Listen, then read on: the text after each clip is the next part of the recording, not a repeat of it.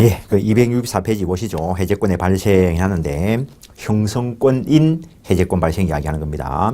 약정 해제권 264페이지 보시면은 당사자 간의 원계약과 동시에 또는 별개의 계약으로 일단은 해제권을 유보해 두는 것을 말하는데 그 매매 쪽에 가서 계약금 계약을 할 때 볼 겁니다. 약정 해제와 법정 해제가 병존할 수 있다 살짝 봐놓으시고 나중에 왜 그런가를 설명할 겁니다. 법정 해제권의 발생 명문으로 개별적으로 규정해 놓은 것도 있고 일반적으로 규정해 놓은 것도 있는데 여기서는 일반적인 것을 위주로 봅니다. 이행불능에 의한 법정 해제권의 발생, 계약 성립 후에 이행불능이 되었을 것, 후발적 불능이 된다는 거, 이행불능의 판단 시기, 당연히 이행기를, 일반적으로 이행불능은 이행기를 기준으로 판단하지만 후발적 불능이 채무의 이행기 전이라도 그 불능이 확실한 경우에는 해제권 발생한다라는 것. 어떤 성립 당시를 기준으로 원시적 객관적 불능이라면은 계약 체결상의 과실 책임이 문제될 수 있다. 원시적 객관적 불능으로서 무효로 처리되는 경우에 항상 계약 체결상의 과실 책임이 문제된다라고 하면 틀린다 했습니다. 일정한 요건이 구비되어야 된다 했고 일부 불능의 경우에 잔존 부분만으로 목적을 달성할 수 없다면은 전부를 다 해제할 수도 있습니다. 가분적이라면 가분적인 것만 소멸시키는 것을 할 수 있고 다음에 후발적 불능, 채무자에게 귀책 사유가 있어야 된다 했습니다. 채무자에게 귀책 사유가 없으면 위험 부담으로 간다 했습니다. 이행 불능을 이유로 할 때는 이행하라고 최고할 필요 없다라는 거. 어차피 해봐야 이행 못하는 거니까. 다음에 쌍무 계약을 이행 불능을 이유로 해제하고자 할 경우에는 자기 채무의 이행 또는 이행 제공할 필요 없다는 거. 어차피 해봐야 상대방은 이행 못할 거니까. 다음에 5번에 있는 이 개별적인 것도 시험에 나온 적이 있습니다. 목적물, 매매 목적물의 저당권 등기나 가압류 또는 처분금지 가처분, 가등기 이런 것들이 있을 때 담보 목적의 소유권 이전, 양도담보의 경우에는 살짝 저당권이라 생각을 하시고 소유권 이전 등기해 놓은 경우다라고 생각하시고 나중에 물권법 끝날 때쯤 돼야 공부를 할 겁니다.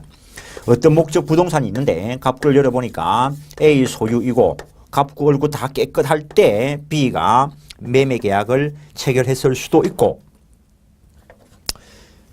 매매계약 체결하고 난 뒤에 A가 갑자기 돈이 필요해가지고 매매계약 체결 후에 얼구에 누군가에게 저당권 설정해 주고 돈을 빌려왔을 수도 있고 이 물건이 팔려나갔다는 사실을 아는 A에 대한 채권자가 압류나 가압류를 하고 들어올 수도 있고 압류나 가압류를 하고 들어올 수도 있고 또는 가등기 해둘 수도 있고 또는 처분금지 가처분 등기가 되어 있을 수도 있는데 이것만 가지고는 이행불능이 아니라는 거.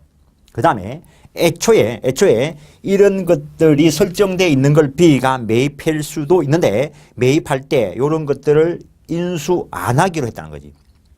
매매대금이 뭐 10억이고 이것들 채권액이 전체 5억일 때 10억에서 5억을 빼고 5억만 주고 사기를 한 게 아니고 10억 다 줄 테니까 너가 말소시켜라 라고 약정을 했는데 이행기까지 이런 걸 말소시키지 않을 때 그렇다 하더라도 그것만 가지고는 이행불능이 아니다라는 것 일단 그 정도 아시죠. 그래서 저당권이나 가압류 등기, 처분금지, 가처분 등기 지금은 예고 등기는 신경 쓰실 필요 없고 예고 등기 제도가 폐지되었으니까. 근데 폐지됐다 하더라도 종래 이것은 종래법에 따른다는 부칙 조항의 규정이 있기 때문에 살짝 남겨둔 것이고 언젠가는 교과서에서 예고 등기라는 말이 아예 사라지겠죠. 현재 상태로 간다면 가등기가 되어 있을 때 그 다음에 담보 목적으로 소유권 이전 등기가 됐을 때 이것만 가지고는 이행불능이 안 된다는 것. 근데 담보 목적으로 소유권 이전 등기를 하는데 아예 A가 변제 자력이 없다면은 이행불능이 될 수 있고 이행불능으로 된다면은 최고 없이 해지할 수 있다는 것.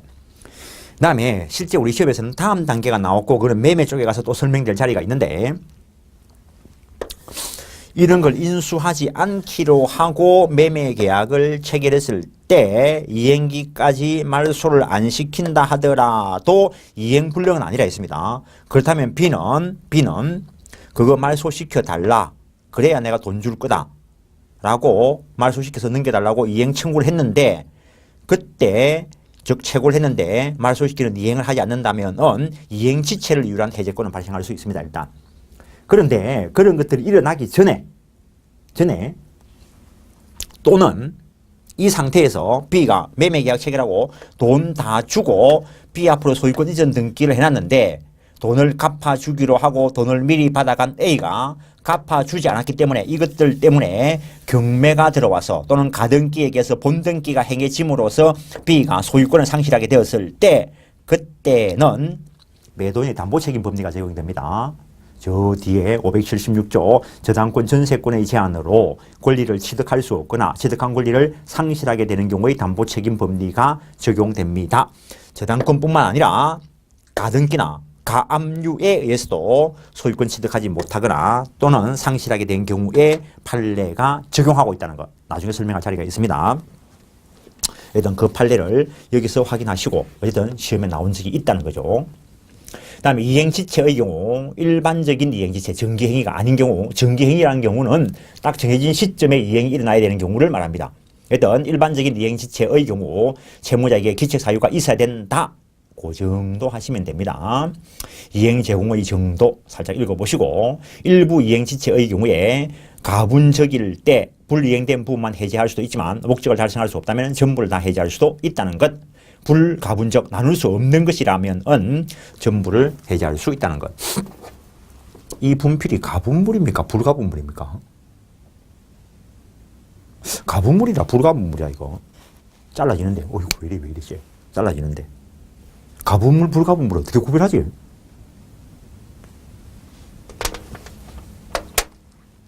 나누어도 성질이 안 바뀌는 걸 불가분물. 나누면 성질이 바뀌는 걸 가분물. 그럼 민법 책 이거 팍 찢으면 잘라지는데 이거 가분물이라 불가분물이라. 민법 책 한 건 이거는 불가분물입니다. 이럴 때 책이 찢으면 쓰레기지. 분필도 불가분물이죠. 그때 상황에서 판단해 볼 그런 것들이고, 그 다음에 채권자가 이 경우에는 상당 기간 최고를 하고 그럼에도 불구하고 이행하지 않을 때 해지할 수 있는데 268페이지 보시면 과다 최고했을 때 차이가 비교적 적고 동일성이 인정된다면 본래 급부 범위 내에서의 최고 효력이 인정되는데 과다한 정도가 현저하고 그 과다한 걸 이행하지 않으면 수령하지 않을 것이 분명한 경우에는 아예 최고 효력을 인정하지 않는다는 것. 과소 최고의 경우에는 과소 최고한 것만큼만의 효력이 인정될 것이고 최고 기간이 상당하지 않은 경우에는 상당한 기간 경과 후 효력이 발생한다는 것. 이것도 별거 아니지만 우리 시험에 나온 적이 있습니다. 최고 기간이 상당하지 않은 경우에는 아예 효력이 주어지지 않는다. 틀린 말이라는 거죠. 상당한 기간 경과 후 효력이 발생한다는 것. 최고가 필요하지 않은 경우 채무자가 명백히 이행 거절한 경우 그 정도 하시고 그 다음에 최고기간 내에 채무자가 이행 또는 이행 제공하지 않을 것 이행 또는 이행 제공을 했다면 수령해야 됩니다. 정기행위인 경우 예컨대 결혼식 날 예복 결혼식 하는 날 10시까지 가져오기로 했는데 안 가져오면은 예복 올 때까지 1시간, 2시간 기다리다가 예식을 진행해야 돼. 지금 친구 옷이라, 친구 양복이라도 받고 있고 지금 들어가야 돼. 그래서 정기행위 딱 정해진 시점에 안 가져오면은 목적을 달성할 수 없는 그런 경우에는 최고할 필요 없이 바로 해지할 수 있다는 것.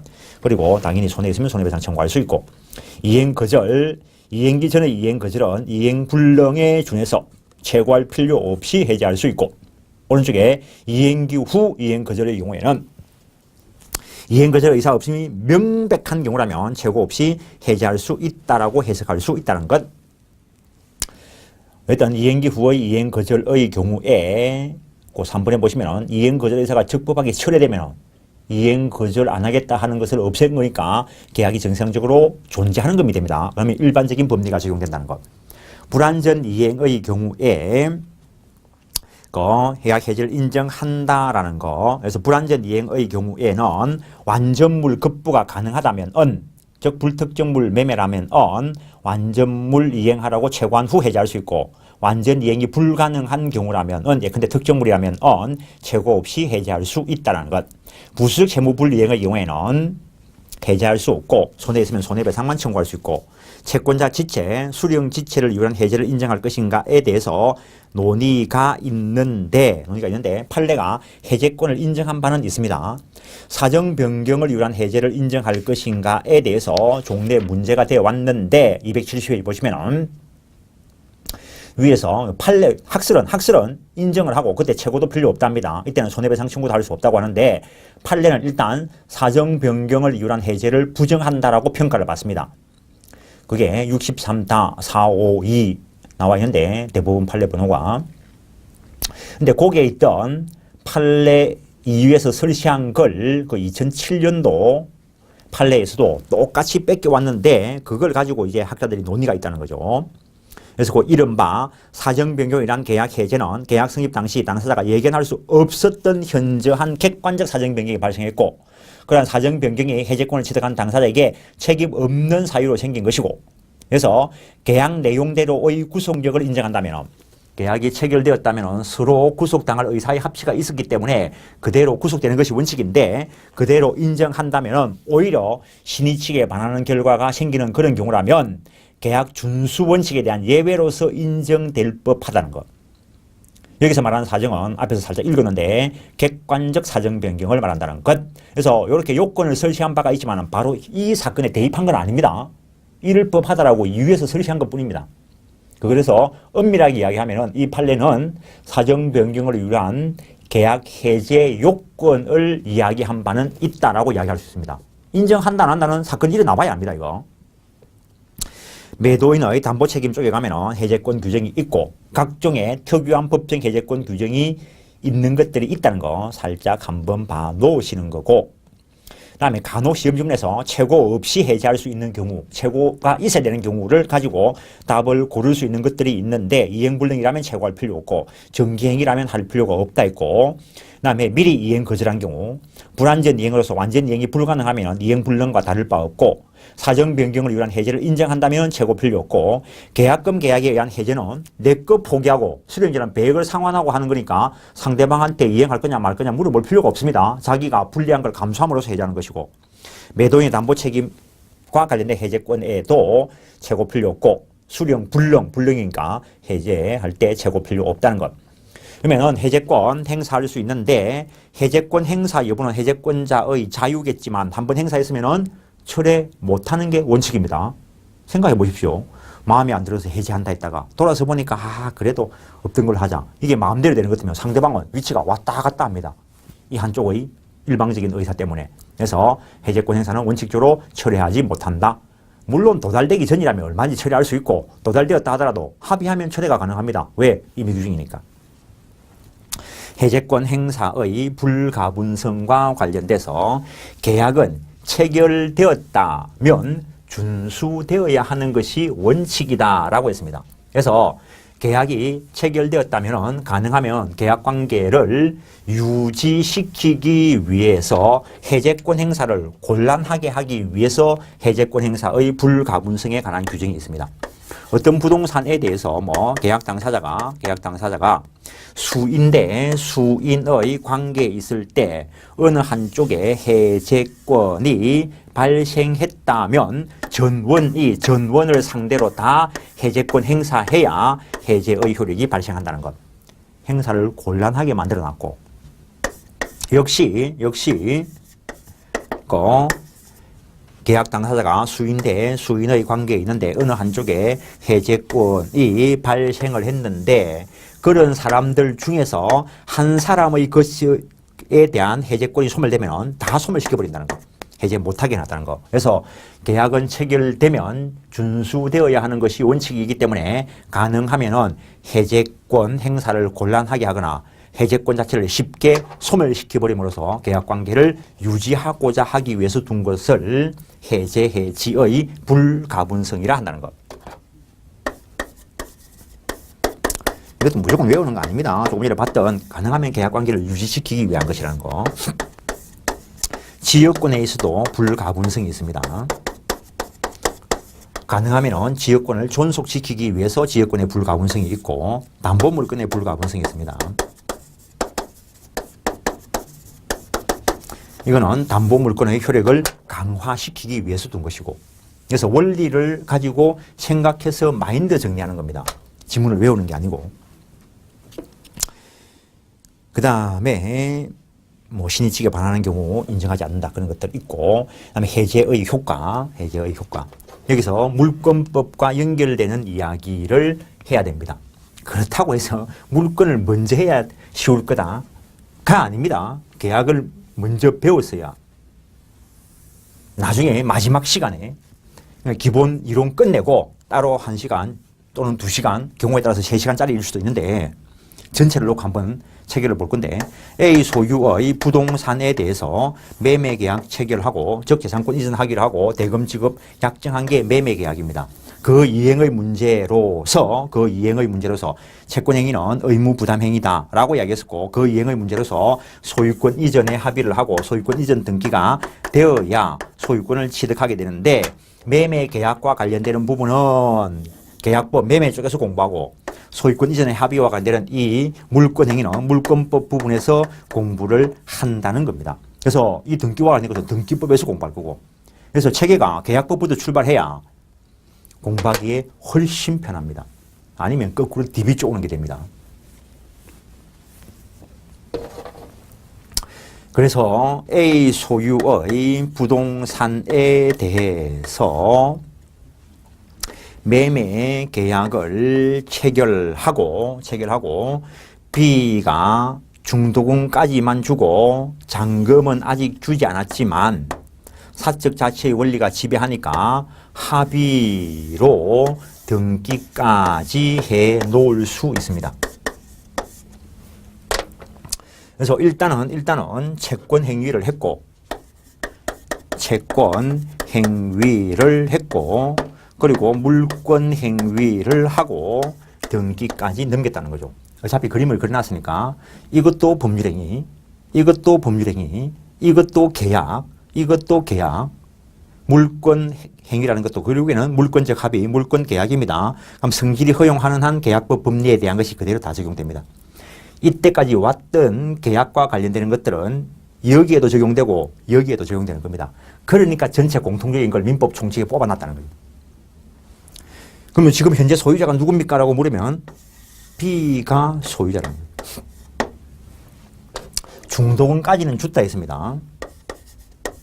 등기를 넘겨가고 난 뒤에 잔금을 주기로 했는데 잔금을 여전히 안 주고 있다는 거지, 잔금을. 그러면은 A는 B의 기책에 의해서 잔금을 안 주고 있을 때 요 채권 행위를 해제시킬 수 있다는 거예요. 그러면은 원래 유효한 채권 행위를 전제로 해서 그 이행으로서 물권 행위가 있고 등기까지 넘어왔는데 차후에 이 채권 행위가 해제로 소급적으로 없어지게 되었다는 거예요. 그때 이 물권 행위의 효력이 어떻게 될 것인가라는 거예요. 물권법 쪽에 들어가면은 물권 행위의 독자성을 인정하는 경우도 있고 독자성을 부정하는 견해도 있는데 학자들은 이쪽을 따라가는 게 일반적인데 판례는 이쪽이다라고 일반적으로 평가를 받습니다. 원인 행위가 무효 취소 해제 등으로 소급적으로 실효되었을 때 물권 행위도 소급적으로 소멸시킬 것인가가 문제가 되는데 영향을 미치지 못한다라고 하는 무인설도 있고 영향을 미친다라고 하는 유인설도 있는데 학자들은 대부분 무인설이지만 판례는 이쪽을 따라간다라는 것. 물권행위 독자성을 인정하는 견해는 무인설을 따라갈 수도 있고 유인설을 따라갈 수도 있지만 독자성을 부정하면 합체된 거니까 당연히 유인설일 수밖에 없다라고 논리 전개하는 것이 일반적입니다. 내가 일반적입니다 한 말은 딴소리가 있다는 겁니다. 근데 그것까지는 안 끄집어내겠다는 겁니다. 그거. 너무나 이론적인 부분이기 때문에. 그래서 그냥 극단적으로 사실 또 이 예를 들면 또 마음 아픈 사람들이 있는 것 같은데 이해를 시키기 위해서 그러는 거니까 좀 이해를 해 주시라고. 어떤 B라는 엄마가 태아를 임신했습니다. 엄마의 생명과 아기의 생명, 태아의 생명은 독자적인가? 독자적일까 아닐까? 독자적일까 아닐까? 심장도 따로따로 뛰고 있으니까 독자적이라고 볼 수도 있고 여기에 의존하니까 독자적이 아니다라고 볼 수도 있습니다. 근데 만약에 엄마가 사망을 하면은 태아는 당연히 죽을까? 태아는 따로 살아남을 수도 있을까? 이런 이야기라고, 결국에는. 거기까지만. 그래서 기본적으로 채권 행위에 의해서 이행까지 일어났는데 그 이후에 채권 행위가 소급적으로 실효되었을 때 무인설에 따르면은 현재 소유자가 누구냐라고 이야기하면은 B가 됩니다. 유인설에 따르면은 등기가 여기에 있어도 이미 소유권이 A한테 복귀가 된 겁니다. 그러면은 해제권 행사에 의해서 나타나는 효과로서 무인설에 따르면은 아직 소유자는 B이고 채권행위 실효 때문에 없는 채권행위 때문에 넘어갔으니까 A의 반환 청구권은 채권적 청구권이다라는 말이 됩니다. 유인설을 따르면 등기가 B한테 있지만 이미 A한테 소유권이 복귀되었고 A가 돌려달라 하는 그 권리는 A가 소유권에 기인한 물권적 청구권이 됩니다. 나중에 물권법 가면 또 이야기가 됩니다. 그 다음에 이런 것들을 구별해 보는 이유가 뭐냐면은 이게 채권적 청구권이라면 원칙적으로 10년 소멸시효에 걸립니다. 이게 물권적 청구권이라면 소멸시효의 대상이 안 됩니다. 채권적 청구권이라면 가등기 대상이 되는데 물권적 청구권이라면 가등기 대상이 안 됩니다. 판례는 원칙은 이쪽이라는 겁니다. 이쪽. 그런데 판례가 이거는 유인설을 따르니까 판례는 요게 소급해서 없어지면 요것도 소급해서 없어지는 거 맞다. 그래서 A의 반환 청구권은 물권적 청구권이고 소멸시효에 안 걸리고 가등기 대상이 아니라는 걸 압니다. 그런데 채권행위 실효 부분도 있고 합의로 가등기 해둘 수는 있다라고 이야기합니다.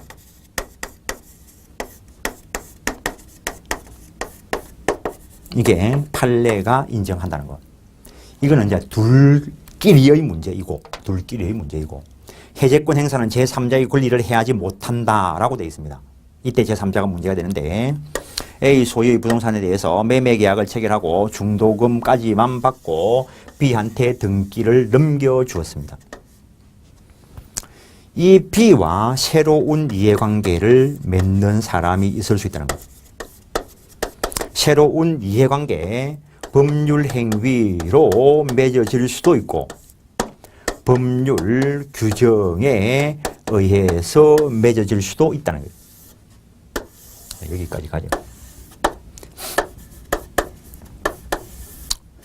일단 여기서의 제3자다라고 하는 것은 당사자와 그 포괄승계인 이외의 자로서 새로운 실질적인 이해관계를 맺은 자로서 판례가 적어도 대항력까지는 갖춰야 된다. 반드시 등기가 되어야 된다는 것은 아니고 적어도 대항력까지는 갖춰야 된다라는 것. 그럼 여기 이 법률 행위는 매매나 정려나 교환 이런 것들에 의해서 소유권 등기를 한 사람일 수도 있고 지상권이나 지역권 마찬가지 전세권, 저당권 등 제한물권 설정과 관련돼서 등기를 했을 수도 있습니다. 물론 관습법상 법정지상권일 수도 있습니다. 관습법상 법정지상권. 그 다음에 법률 규정에 의해서 이해관계를 맺는 방법으로서 A 소유의 부동산을 B가 매입하고 등기를 했는데 옛날에 또는 지금 돈 빌려준 자가 B가 돈 안 갚으니까 압류, 가압류 들어올 수 있습니다. 압류, 가압류, 가처분 이런 법률 규정에 의해서 이해관계를 맺은 자도 여기서 말하는 제3자가 됩니다. 그 다음에 이렇게 매매로 인한 소유권 인등기 받은 자가 누군가와 임대차 계약을 체결하고 대항력을 갖춘 자일 수도 있습니다. 그리고 난 뒤에 B가 돈을 안 주더라는 거지. 그래서 A가 매매 계약을 해제합니다. 이론대로만 가면은 무인설에 따르면은 이게 유효하니까 이거에 기초해서 거래가 일어났으니까 이 사람들은 당연 보호를 받습니다. 유효한 B의 권리에 기초해서 넘겨받은 사람이니까 당연히 보호를 받습니다. 그런데 유인설에 따르면 요게 소급해서 없어지면 요것도 소급해서 없어지니까 A한테 소유권이 복귀될 거니까 이론상으로만 가면은 요 사람은 당연 보호 못 받습니다. 그래서 법조문에서 해제권 행사는 제3자의 권리를 해하지 못한다라고 규정을 두고 있다는 겁니다. 따라서 유인설에 따르면은 그 각종의 제3자 보호 규정, 우리가 여기까지 오면서 각종의 제3자 보호 규정 많이 봤습니다. 그것들은 유인설에 따를 때는 특별 규정이 되는 것이고, 특별 규정, 즉 예외 규정이 되는 것이고, 무인설에 따르면은 당연한 규정이 되는데 판례는 이쪽을 따르고 있다는 것. 분명히 새로운 이해관계를 맺고 대항력까지 갖추어야 된다라고 했습니다. 그러면 이 사람은 어떻게 할 건데? A 소유의 부동산에 대해서 매매 계약을 체결하고 소유권 이전에 합의가 되고 등기까지 넘어갔는데 아직 돈을 다 안 줘서 A가 매매 대금 채권을 가지고 있고, 예컨대 10억 대금 받을 채권이 있고, A가 돈이 필요하니까 이 채권을 누군가에게 양도하고 채권도 매매 대상이 된다는 겁니다. 그래서 매매를 하고 채권이 양도가 되었다는 거, 채권 양도 통지가 되었다는 거. 그래서 이 사람이 이제 이 사람에 대해서 직접 채권을 행사할 수 있습니다. 그런데 결국에 어떤 연유에 의해서 이게 해제가 되었다는 거예요. 그럼 이 사람은 보호받는 제3자가 될까? 안 됩니다. 적어도 대항력을 갖춰야 됩니다. 제3자에 대항할 수 있는 권리에 대해서 대항력을 갖춘 자라야 여기서 말하는 제3자가 될 수 있다는 것. 그래서 저 그림을 간단하게 한번 보면은 A 소유의 부동산에 대해서 매매 계약을 체결하고 B 앞으로 등기가 넘어갔는데 대금이 지급 다 안 돼서 요 대금 채권을 양수한 자, 채권 양수인, 이 채권도 가압류 대상이 됩니다. 채권, 압류, 가압류했을 경우 이런 사람들은 여기서 말하는 해제권 행사에서 보호받는 제3자가 안 된다는 거. 이렇게 등기까지 넘어와서 여기에 대해서 매매나 증여, 교환을 원인으로 한 소유권 이전 등기를 하거나 각종 제한물권 설정 등기를 하거나 임대차 계약을 체결하고 대항력 갖추거나 B에 대한 채권자로서 이걸 압류나 가압류하거나 처분금지 가처분 등기를 했을 때 이 사람은 보호받는 제3자가 된다는 거. 압류, 가압류 단어 가지고 구별하는 거 아닙니다. 붙어있는 권리가 물건에 붙어있나 채권에 붙어있나. 자기가 가지고 있는 권리가 적어도 등기부에 나타남으로써, 즉 여기서 말한 이 가압류는 채권에 대한 가압류니까 등기부에 안 나타납니다. 여기에 있는 가압류 이 경우에는 압류 또는 가처분의 경우에는 등기부 갑구에 기록이 됩니다. 물론 압류, 가압류, 가처분 등기는 항상 갑구에만 기록되느냐? 그건 아닙니다. 얼구에 기록될 수도 있습니다. 얼구에 대한 권리라면 얼구에 기록됩니다. 그래서 민법, 총칙, 계약법, 물권법, 등기법이 전부 한 덩어리입니다. 그걸 동시에 공부할 수가 없으니까 따로따로 분류해가지고 공부할 뿐인 겁니다. 그 다음에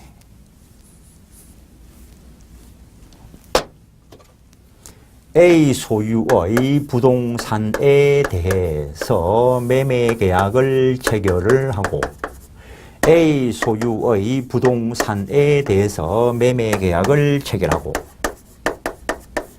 매매 계약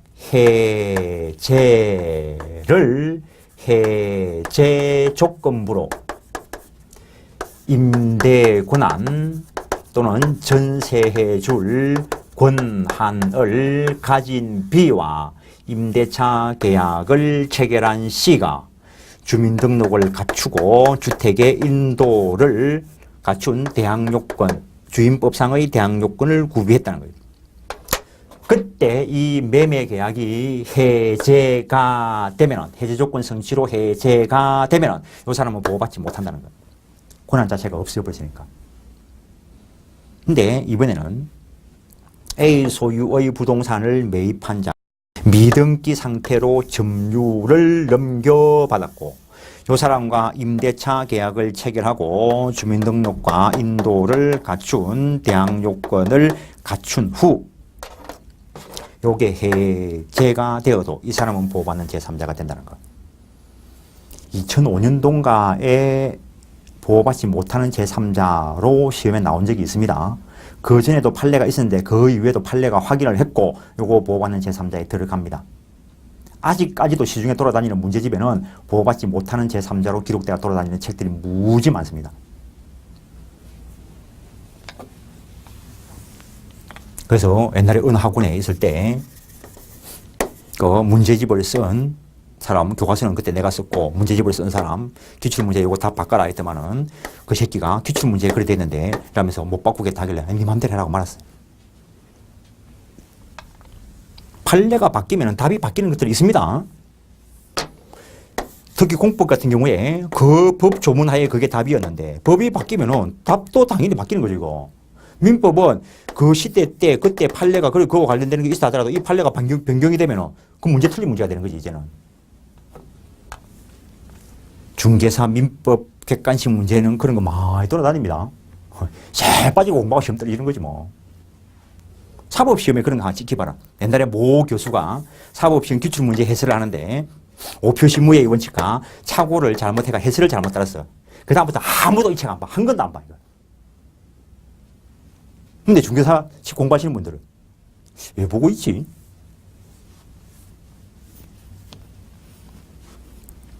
이 경우에 판례가 미등기로 점유를 넘겨받았을 때 이 사람에게 임대 권한 등이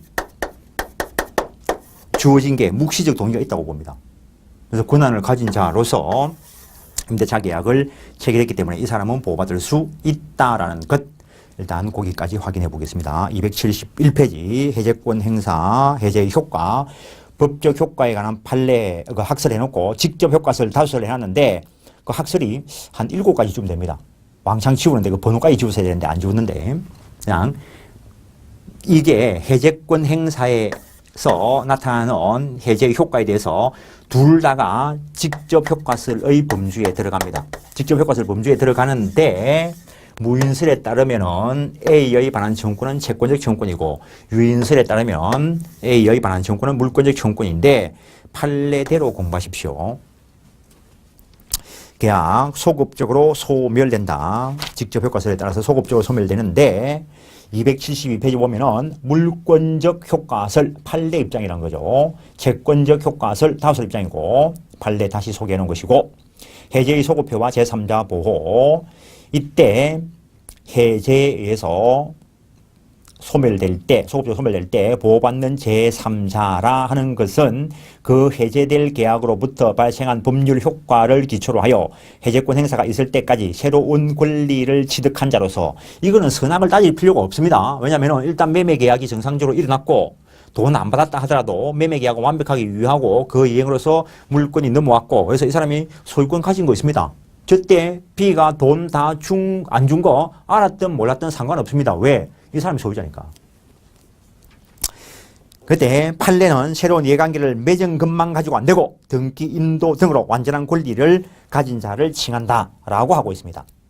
기타 제3자에 해당되는 자 해놨는데 임대인이 소유권을 취득하였다가 계약이 해제로 소유권을 상실하게 된 경우 오늘 앞에 요거 이야기합니다. 소유권 취득하고 임대차 계약을 체결하고 임차인이 대항력 갖춘 후 저게 해제가 됐을 때 그 임차인은 보호받는다는 것.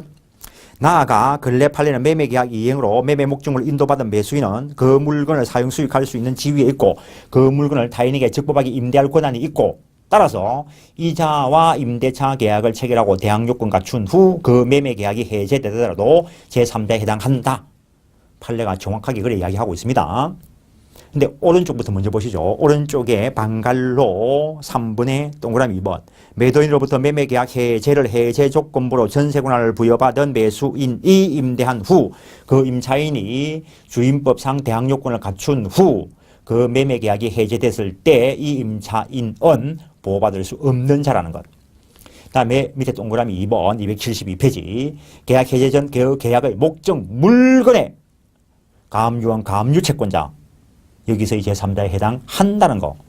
오른쪽에 방갈로 3번에 동그라미 1번 민법 548조 1항 단서 소정의 제3자에는 계약상 채권을 양수하거나 채권 자체를 압류한 압류 채권자, 전부한 전부 채권자는 채권에 대해서 붙어있는 것은 여기에서 말한 제3자가 아니다라는 것. 다음에 오른쪽에 3번 협의 분할의 경우에도 내가 똑같은 범위를 적용합니다. 판례가. 다음에 4번은 이겁니다. 한 단계 더 들어가서 A 소유의 부동산 매매 등을 원인으로 B에게 소유권 이전 등기가 되고 지금 해제가 됐습니다. 해제가 됐으면 등기는 여기에 있어도 소유권은 이미 복귀했습니다. 판례가. 그랬을 때 등기가 여기 있는 것을 보고 그 사람이 소유자인 줄 알고 이해관계 맺고 대항력 갖춘 자. 해제권 행사 후 해제된 사실을 모르고 선의자로서 이해관계를 맺고 적어도 대항력 갖췄다면 이 사람까지는 보호해 주겠다는 것. 이게 4번의 이야기가 있고 그 다음에 동그라미 3번 방갈로 3번의 동그라미 3번은 당연한 이야기입니다. 당연한 이야기. 당연한 이야기인데 고민하면 안 되는 거죠. 범기를 가지고 머리에 새기시라 했습니다. A 소유의 토지인데 매매 계약 체결하고 B가 소유자이고 여기에 B가 건물을 짓고 이 건물과 관련돼서 그냥 임차인 합시다. 임차인, 이 건물에 대한 임차인. 요거 해제 시에 요 사람은 보호받는 제3자 아닙니다. 토지하고 이해관계를 맺은 게 아닙니다. 이 사람은. 그래서 이 사람은 여기서 제3자가 아니다는 거. 그러면 소유권이 A에게 복귀되고 나면은 퇴거 청구할 수 있고 이렇게 갈 겁니다. 근데 요 예를 살짝 바꾸면은 A 소유의 토지인데 요걸 B가 매입을 하고 소유자가 되었습니다. 그리고 B가 건물을 짓고 건물 소유자가 되었습니다. 요 건물만 매수한 시 그리고 등기했다면 이 사람은 보호받는 제3자가 될까? 된다는 것. 왜냐하면 이 사람 건물에 대한 소유권 취득할 때 등기부에 기록이 없어도 관습법상 법정지상권 취득합니다. 대항력 있는 권리가 취득되었다는 거죠. 그래서 이 경우에는 토지 매매 계약이 해제가 되어도 지상권자로서 이해관계를 맺은 겁니다. 지금 요 사항은 교과서에 없는데 구별하시고 해제 원상회복 받은 물건 깡그리 그대로 돌려줘야 된다는 겁니다. A 소유의 부동산에 대해서 매매 계약이 체결되고 등기까지 넘어갔고 그냥 돈도 줬다고 봅시다. 뭐 다 안 줬으니까 해제를 하겠지만 일단 그런 상태에서 매매 계약을 해제해서 처음부터 깡그리 없었던 걸로 하면은 이 물건 원래대로 돌려줘야 되고 이 받은 돈 원래대로 돌려줘야 됩니다. 근데 두 개를 복합적으로 해서 그렇지 원래는 A 소유의 부동산인데 B 앞으로 등기가 되었지만 돈을 안 주고 있기 때문에 문제가 되거나 A 소유의 부동산인데 B가 돈은 다 주었지만 저놈이 건물을 안 주고 있거나 이 상황일 거라고요. 그래야 해제를 할 거니까. 그래서 이 경우에 돈 안 준다고 해제를 하면은 원상회복 요 원래 물건 깡그리 돌려줘야 됩니다. 요거는 저놈이 등기 안 줘서 해제하면은 요 사람은 받은 돈 깡그리 돌려줘야 됩니다. 법조문에서 받은 것이 금전인 때는 받은 날부터 이자가산. 법조문에 없지만은 받은 것이 물건이라면은 받은 날부터 사용이익가산. 현실적으로는 이거하고 이 경우에 요 사항이라면은 상계 처리가 될 거라고. 요 사항이라면. 그래서 일단 법 조문대로 하면은 원상회복할 때 받은 것이 금전이라면은 받은 날부터 이자가산. 그러면은 그걸 여기에 적용하면은 물건이라면은 받은 날부터 사용이익을 가산해야 되는데 감가비도 가산하는가? 감가비는 가산 안 된다는 거. 안 되는 이유가 감가비는 요 사람이 가지고 있던 저 사람이 가지고 있던 똑같이 될 거라고. 그래서 반환 범위에 안 들어가고 그 다음에 운용이익이 반환 범위에 들어가는가. 당연 취득될 운용이익이라면 반환 범위에 들어갑니다. 당연 취득될 거 외의 것은 반환 범위에 안 들어간다는 거, 공제된다는 거. 구별해 놓으시고 일단 보시죠. 그 원물 반환이 원칙이고 원물 반환할 수 없을 때 가액 반환하면 되고 불능 당시 시가 반환이라는 거 살짝 기억하시고 판례가. 다음에 과실 사용 이익도 반환돼야 되는데 받은 것이 금전인 때는 받은 날부터 이자가산. 그 다음에 감가비는 제외되고 당연 취득된 운용이익은 해제 시에 반환해야 된다. 밑에 판례 보시면 밑에 두 줄. 그 목적물로부터 매도인이 당연히 취득하였으리라고 생각되는 범위 내의 것이 아니라면 외의 것이라면 당연 취득될 것이 아니라면 즉 외의 것이라면 공제한다. 반환 범위에 포함 안 된다. 그걸 다시 반대로 읽으면 당연 취득 범위 내라면 반환해야 된다. 옛날에는 판례 문장이 탁 시험 나오면 판례 문장을 그대로 뺏겨 썼는데 판례 원리를 가지고 이제 또 문제를 내기도 합니다. 빨리 합격하시라는 거죠. 항상 공부는 본인들이 처음 공부할 때 접했던 그 시험이 가장 쉬운 시험입니다. 횟수를 거듭할수록 본인이 꼬이기도 하고 문제가 깊어지기도 합니다. 275페이지 손해배상 범위. 해제권 행사는 손해배상 청구에 영향을 미치지 않는다. 그 말은 손해 있으면 손해배상 청구할 수 있다는 것이고 이때 손해배상 범위와 관련돼서 이번에 이행이익 배상을 원칙으로 한다. 그런데 근래 판례가 그에 가름하여 실내이익 배상을 구할 수도 있다라고 했다는 것. 원칙적으로 실내이익 배상 어디서 나오냐면은 계약체결상의 과실책임 쪽에서 나왔습니다. 그다음 나중에 매도인 담보책임 쪽에서도 실내이익 배상이 이야기됩니다. 그다음에 해제권 소멸. 채무자가 제대로 이행하면 소멸될 것이고 해제권자가 해제권 포기해도 소멸될 것이고 넘기시면 장기간 행사되지 않음으로써 민법 총칙 시험범위 안 들어간 쪽에 신의칙과 관련돼서 실효의 원칙이다라고 하는 것이 있는데 거기에 의해서도 소멸될 수 있고 형성권으로서 별도의 행사기간이 법조문에 없으면 일반적인 제척기간 10년의 경과로 소멸될 수도 있고 그다음에 특수한 소멸 원인은 법조문에 있습니다. 해제권의 행사기간을 정하지 아니한 때 해제권자의 상대방이 상당한 기간을 정하여 해제권 행사 여부를 최고했을 때 확답을 받지 못하면 해제권 소멸한다는 것. 그다음에 해제권자의 고의과실로 목적물이 훼손 또는 반환 불능되면 소멸될 것이고 불가분성에 따른 소멸 앞에서 봤습니다. 다음에 계약의 해지.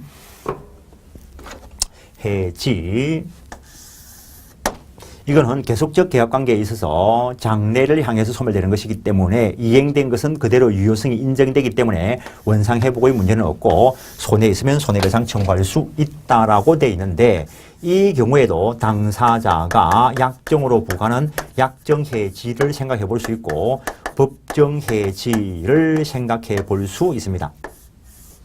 개별적 법정 해지와 관련된 것들, 예컨대 각종의 대차 계약이라든가 고용 계약이라든가 이런 쪽에 규정이 있습니다. 근데 일반적인 법정 해지와 관련돼서는 규정이 없습니다. 없는데 앞에서 공부했던 일반적인 법정 해제와 관련된 이론을 유추 적용하자고 보는 것이 일반적이라는 것. 다음에 기본적으로 사정 변경을 이유로 한 해지를 인정할 것인가가 문제가 되는데, 사정 변경을 이유로 한 해지를 인정할 것인가가 문제가 되는데, 어떤 법인에 이사로 있는 A,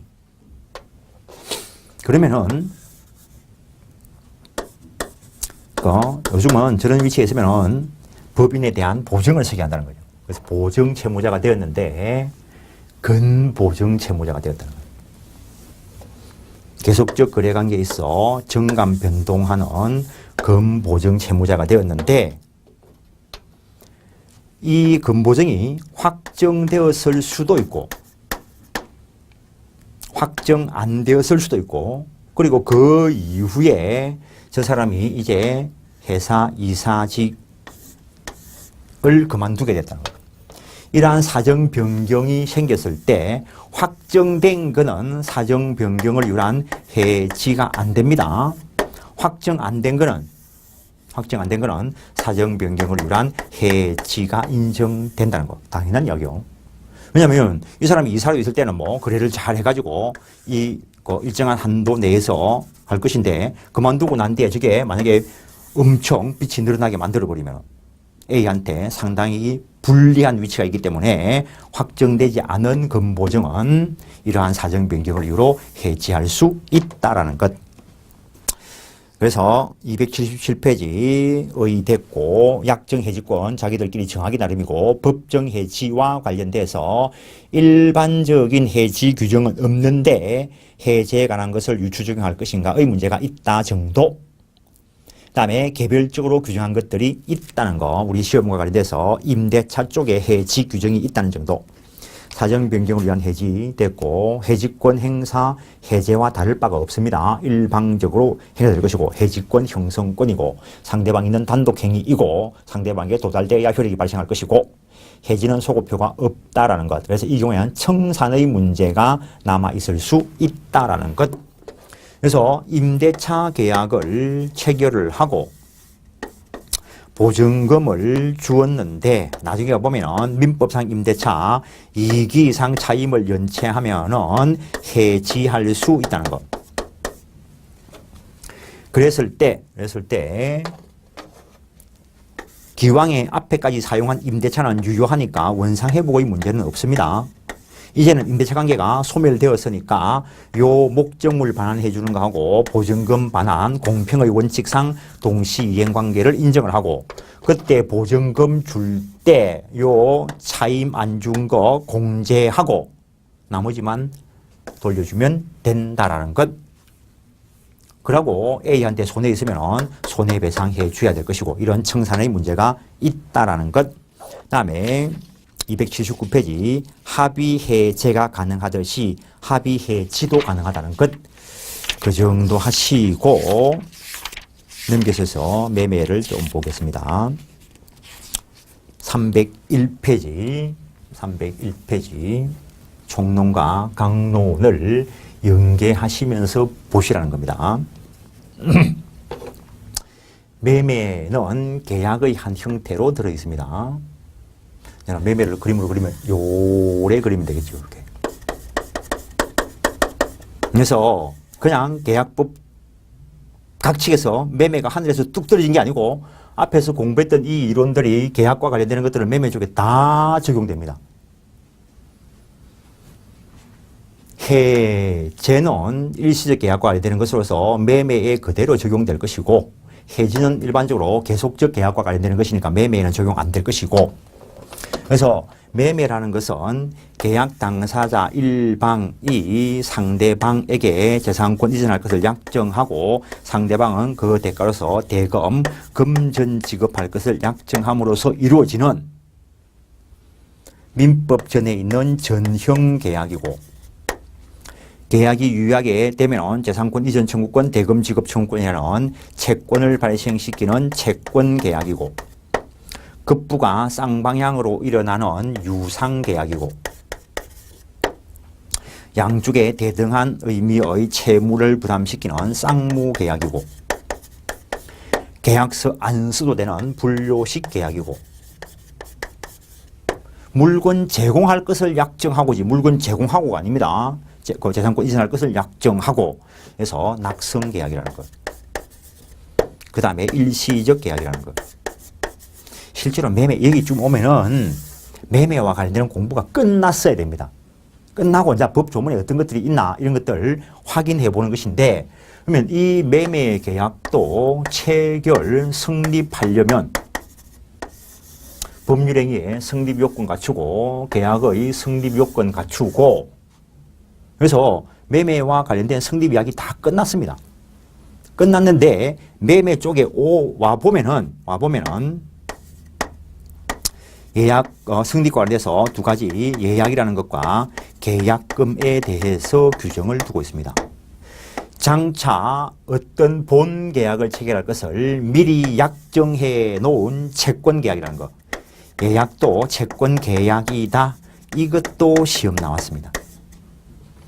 이 예약에 따른 승낙 의무가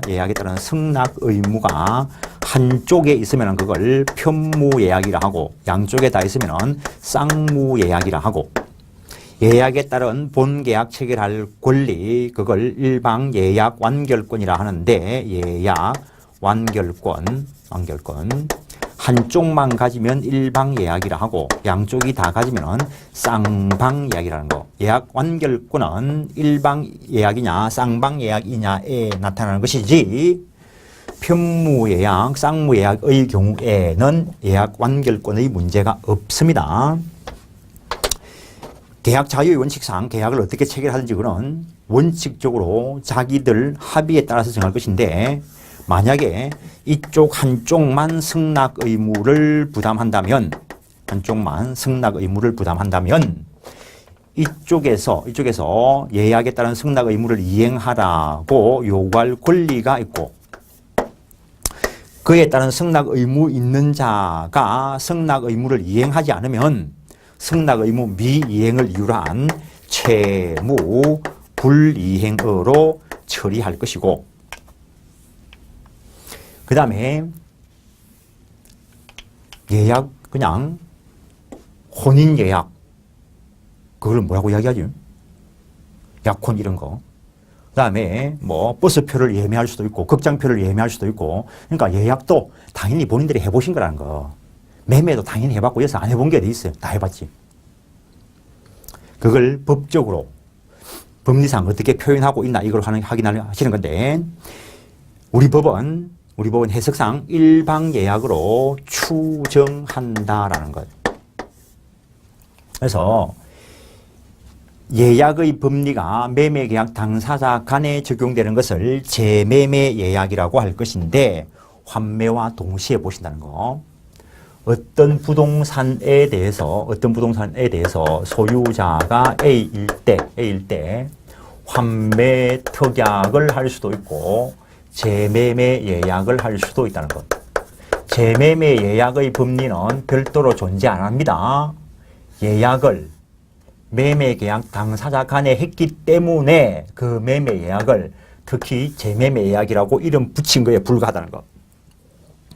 그래서 A 소유의 부동산인데 요것을 B가 매입을 할 그때 동시에 환매 특약을 할 수도 있고 즉 이거는 동시성 제한이 있다는 것. 재매매 예약은 이러한 제한이 없다라는 것. 그러면 환매 특약을 했다면은 매매를 원인으로 한 소유권 등기와 동시에 별개의 신청서에 의해서 환매 특약이 신청이 되면은 여기에 부기 등기 있음을 표시하고 부기 등기 A한테 환매권이 있다라고 기록할 것이라는 것.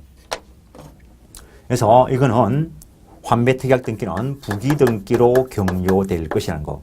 재매매 예약의 경우에는 어떤 부동산에 대해서 A가 소유자이고 이걸 B한테 팔아치우고 동시에 했을 수도 있지만 나중에라도 A가 그걸 내가 언젠가는 다시 사야 되겠다라고 하고 매매 예약을 하면은 매매 계약 당사자끼리 매매 예약을 했기 때문에 재매매 예약이라고 이름 붙인 거라는 거. 그럴 경우에는 A 앞으로 가등기를 하게 될 것이라는 것.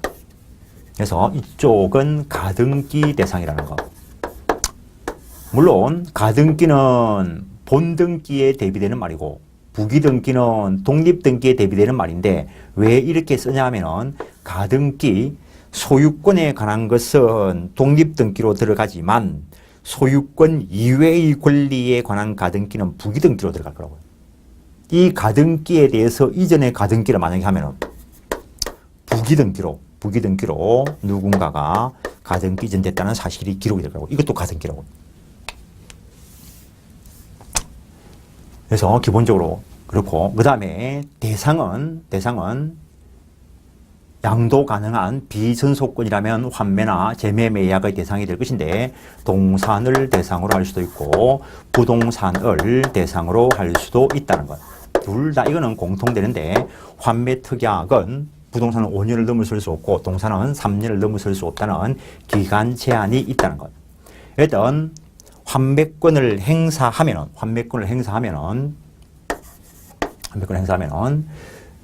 A 앞으로 이렇게 소유권 이전 등기가 될 것이고 그러면은 이 환매 특약 등기는 말소시킬 거란 거. A가 소유자이고 이렇게 B 앞으로 소유권 이전 등기가 되어 있는데 재매매 이야기에서 A 앞으로 가등기가 되어 있었다 하더라도 물론 환매 특약 등기가 되어 있어도 마찬가지인데 가등기가 되어 있어도 지금 소유자가 누굽니까? 라고 물으면 B라고요. 그럼 B하고 매매 계약을 체결하면 이렇게 소유권 이전 등기가 될 거라고. 나중에 A가 가등기에게서 본등기를 하면은 본등기 한때 물권을 취득하지만 가등기에게서 본등기가 행해지면은 가등기의 순위 보전적 효력에 의해서 가등기와 본등기 사이의 중간 처분 등기는 직권으로 말소된다는 거. 그때 말소당한 이 C는 B를 상대로 576조 저당권 전세권의 제한으로 권리를 취득할 수 없거나 취득한 권리를 상실하게 되는 경우에 담보 책임을 물을 수 있다는 게 판례. 아까 이미 요거는 설명이 됐습니다. 설명이 되었고 시험에 나온 적도 있고.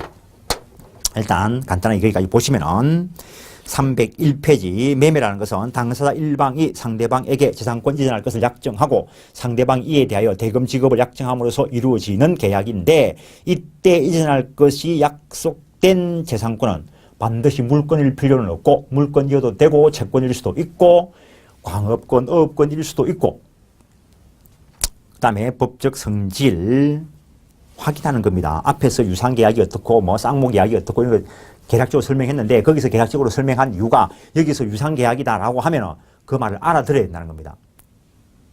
현실 매매도 매매 인근은 틀림없고 채권행위와 물권행위가 합해된 것일 뿐이라는 거. 매매계약이 성립되기 위해서는 법률행위로서의 성립요건 갖추고 계약으로서 청약과의 승낙의 일치가 있어야 되고 넘기시면 매매의 목적물과 대금은 특정될 수 있으면 족하다. 민법 총칙에서 한 겁니다. 법률행위의 목적은 성립 당시에 명확하게 확정돼 있을 필요는 없고 장차 이행기까지 확정될 수 있는 기준, 표준이 정해져 있으면 족하다. 왜냐? 나중에 해석을 통해서 확정시키면 될 것이니까. 그 다음에 일방은 금전을 지급할 것을 약정했는데 쌍방이 다 금전 이외의 재산권 이전을 약정했다면 나중에 가서 그걸 교환이라 할 거고 나머지는 법리가 똑같이 적용됩니다. 그래서 교환에는 법 조문이 2개밖에 없습니다. 왜? 매매 쪽의 이론이 다 적용되니까. 그 다음에 예약, 장차 본 계약을 체결할 것을 미리 약정한 것을 예약이라 하고 채권 계약이고 오늘날 담보 작용을 하게 될 것인데 종류, 승낙 의무를 한쪽만 부담하면 편무예약, 양쪽이 부담하면 쌍무예약인데 승낙 의무를 이행하지 않으면 채무 불이행으로 처리될 수 있고 예약 완결권을 한쪽만 가지면 일방예약, 쌍방이 가지면 쌍방예약이라 할 것인데 우리 법은 일방예약으로 추정한다라는 것, 예약 완결권 형성권이고 따라서 예약 완결권 행사가 되면 매매계약이 체결된 것으로 다루어진다라는 것. 예약 완결권의 성질, 이것도 양도할 수 있다는 거. 그래서 재매매약에서 가등기 양도할 수 있다 했습니다. 그래서 요 예약권 양도할 수 있고 뭐 급장표 내가 끊어놓고 친구 보내도 됩니다. 예매해놓고 존속기간 정함이 없을 때에는 상당한 기간을 정하여 최고하고 기간 내에 확답을 받지 못한 때에는 효력을 잃는다. 이것도 시험에 나온 적이 있는데 해제권과 관련돼서도 아까 확답을 받지 못한 때는 해제권을 소멸한다 했는데 그래서 거꾸로 공부해 놓는 겁니다. 발신주의와 관련되어서 저 앞에 민법 총칙에서 무권 대리인과 법률 행위를 한 상대방이 그 본인에게 추인 여부를 최고했을 때 확답을 발하지 아니하면 거절한 것으로 본다라고 공부했었고, 그 다음에 제한 능력자와 법률 행위를 한 상대방이 그 법정 대리인에게 추인 여부를 최고했을 때 최고기관 내에 확답을 발하지 아니한 때는 원칙적으로 이거는 추인한 것으로 본다. 이렇게 발신주의가 규정되어 있는 것들이 있다는 거. 그 발신주의와 관련된 규정이 없는 거 나머지는 전부 다 도달주의라는 거. 그래서 해제권자에게 해제권 행사 여부를 최고했을 때 최고한 자가 상대방으로부터 그 행사 여부의 확답을 받지 못한 때에는 해제권 소멸한다. 이렇게 돼 있고, 그 다음에 일방 예약 완결권도 행사할 거냐 물어봤을 때 확답을 받지 못한 때에는 소멸한다는 거. 또 저 앞에서 제3자를 위한 계약에 있어서 낙약자가 제3자에게 수익의사 표시 여부를 최고했는데 확답을 받지 못한 때에는 그 본다. 그런 것들 본 자리가 있습니다. 그 다음에 제척기간은 별도 약정이 없으면 넘기시면 10년이라는 거. 예약완결권, 부동산과 관련되면 가등기에 둘 수 있다. 됐고. 그래서 환매와 재매매 예약, 그냥 표를 가지고 확인합니다.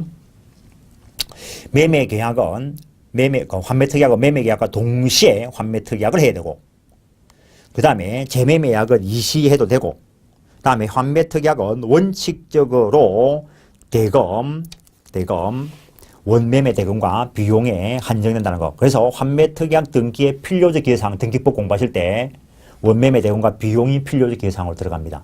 물론 이게 임의 규정이 있기 때문에 달리 약정할 수는 있습니다. 재매매약에는 그러한 제한 없고, 환매특약은 부동산은 5년, 동산은 3년 제한이 있는데 재매매약에는 그런 기간 제한 없고, 등기, 환매특약은 부기등기 형식으로 하고, 그래서 그런 것도 시험 나옵니다. 등기가 승립요건으로 작용하는 경우 또는 효력요건으로 작용하는 경우가 있고 대항요건으로 작용하는 경우가 있는데 그 등기가 대항요건인가 승립요건 또는 효력요건인가와 관련된 것도 시험에 나온 적이 있습니다. 그건 등기법 가서 공부할 거고, 그 다음에 재매매약, 예약완결권, 가등기 할 수 있다는 거. 가등기는 독립등기일 수도 있고 부기등기일 수도 있습니다. 둘 다 형성권이고 대상, 양도, 상속, 대위 목적이 될 수 있고 그냥 살짝 봐놓는 것이고, 밑에는 분설해 놓은 거에 불과합니다. 그 표를. 그래서 그 정도 하시고 쉬었다가 계약금부터 들어가겠습니다. 잠깐 쉬겠습니다.